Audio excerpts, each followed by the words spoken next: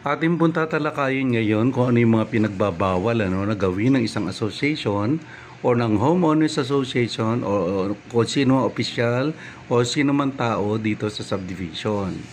Marami ho kasing subdivisions ang nagva-violate sa rules ng RA 9904 na ito.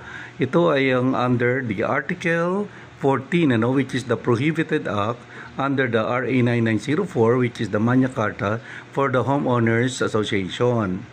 Under Section 99, nakalagay po rito ang prohibited acts. When you say prohibited acts, ito yung mga pinagbabawal.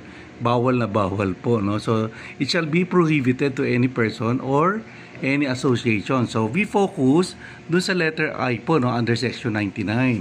Ano yung nasa letter I? Nakalagay dito, to require the driver of any vehicle entering the subdivision, village, or community to surrender his or her driver's license. So, pag may papasok po na kung sino man, bisita or homeowners, nakukolektahin po ng kung sino nakabantay po sa gate ng any subdivisions, nakunin ang driver's license. So, any siguro, hindi ho siguro driver's license ang pwedeng kolektahan, but any identification, except the driver's license.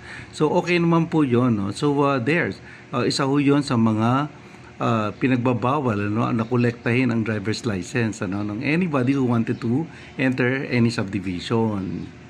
Ayan din po so under letter K to prevent access pigilan ang pagpasok or entry or collect gate fees yung mga nangongolekta ng gate fees. Yung gate fees na yan actually falls under yung sticker so there bawal na bawal po or any toll or any amount, ayan po, for the purpose from, let's say, yung sticker na nga yan for an entry point.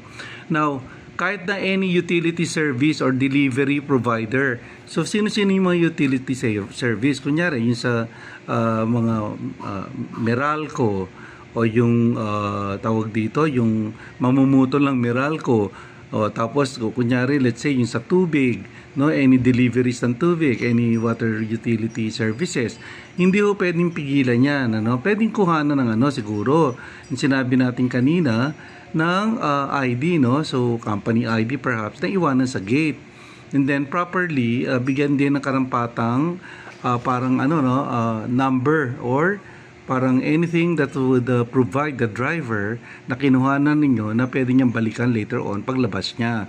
So yun po ang mga rules na dapat nating bantayan.